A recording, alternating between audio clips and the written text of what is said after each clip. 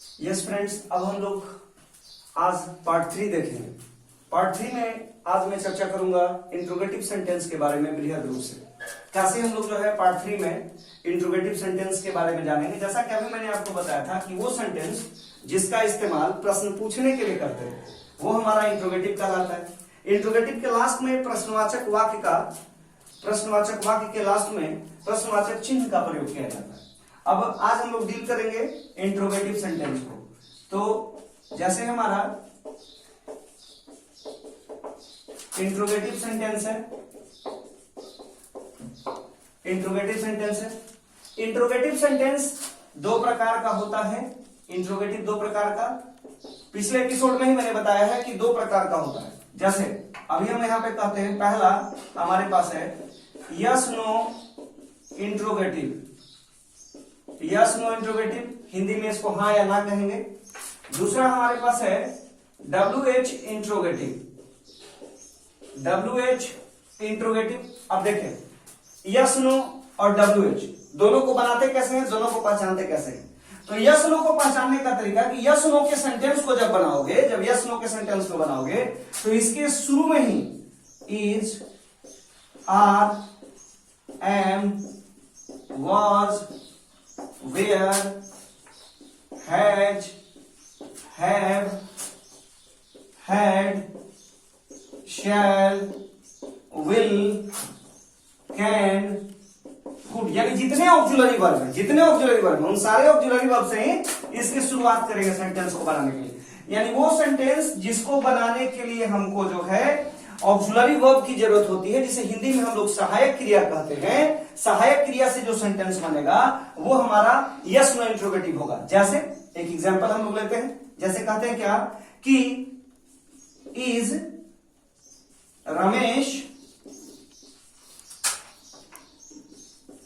Speaking in English. Is Ramesh speaking in English, इसका मतलब क्या हो गया कि is Ramesh speaking in English. ये सेंटेंस के लाइन में लास्ट में साइन ऑफ इंट्रोगेशन मैंने दिया। अगर ये साइन ऑफ इंट्रोगेशन मैं हटा देता हूं, अगर इसको मैं हटा देता हूं यहां से, तो सेंटेंस गलत हो जाएगा। प्रश्नवाचक का मतलब ही होता है कि उसमें जो है इंट्रोगेटिव साइन होना चाहिए। अगर इंट्रोगेटिव साइन छूट गया, केवल फुल स्टॉप देके हमने छोड़ दिया, सेंटेंस हमारा क्या हो जाएगा, एरर हो जाएगा। तो वैसी स्थिति में हमें यहां से क्या करना होगा, इंट्रोगेटिव साइन को लाना होगा। यानी ये हमारा यस नो इंट्रोगेटिव है। क्या रमेश अंग्रेजी में बात कर रहा है? या दूसरा सेंटेंस लिखते हैं, मान लिया जाए दूसरा सेंटेंस लिखते हैं कि कैन यू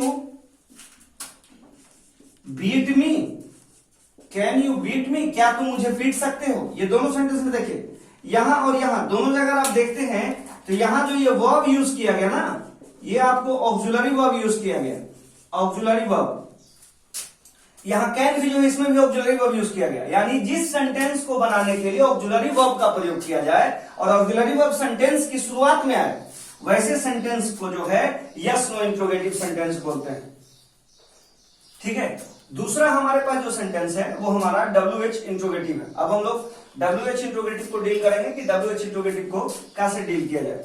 ठीक है, तो हम लोग WH इंट्रोगेटिव पे चर्चा करते हैं।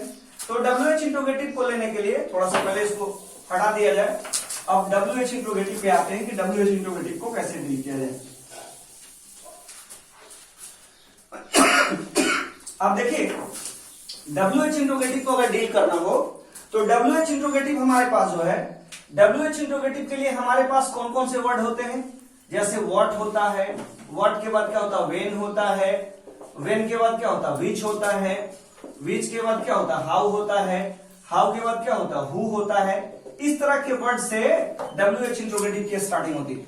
जैसे हम लोग लिखते हैं what is your qualification, what is your qualification, इसकी हिंदी क्या होगी, आपकी क्या योग्यता है, आपकी क्या है, क्या योग्यता है। यानी ये देखिए WH वर्ड से बना।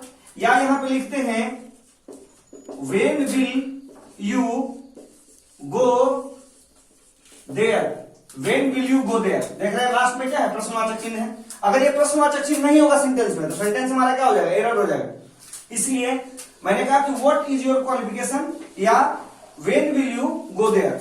यानी वो सेंटेंस जिसकी शुरुआत WH वर्ड से होती है वह हमारा WH इंट्रोगेटिव कहलाता है, और वो सेंटेंस जिसकी शुरुआत यस नो इंट्रोगेटिव से होती है वह हमारा जिसका जवाब यस और नो में मिलता है ना, वैसे सेंटेंस को हम लोग यस नो इंट्रोगेटिव कहते हैं। यानी इंट्रोगेटिव भी दो प्रकार का, एक यस नो इंट्रोगेटिव और दूसरा हमारा कौन सा WH इंट्रोगेटिव। यानी WH इंट्रोगेटिव में WH वर्ड की मदद मिलेगी और उसी से हम सेंटेंस बनाएंगे, और सेंटेंस का शुरू में कौन रहेगा WH वर्ड रहेगा। यस नो इंट्रोगेटिव में हमारा जो है यस नो इंट्रोगेटिव में हमारे पास ऑक्सिलरी वर्ब होगा, वो सेंटेंस की शुरुआत करेगा, उससे हम लोग इसे बनाएंगे। इस तरह से हमारा जो है यस नो इंट्रोगेटिव और WH इंट्रोगेटिव क्लियर हुआ। अब हम लोग चलते हैं तीसरे सेंटेंस पे, नोट किया आप लोगों ने बेटा, ठीक है। अब देखिए मैं इसके बाद अगले सेंटेंस की तरफ जाता हूं। अगला जो हमारा सेंटेंस है, अगला सेंटेंस वो हमारा जो सेंटेंस होगा वो हमारा होगा इंपेरेटिव सेंटेंस। अब हमारे पास है इंपेरेटिव सेंटेंस। इंपेरेटिव सेंटेंस को हिंदी में मैंने जैसा कि बताया है आपको, किसी हम लोग हिंदी में आदेशात्मक वाक्य कहते हैं। अब ये सेंटेंस होता क्या है, तो इसको हम कह सकते हैं कि the sentence which is used to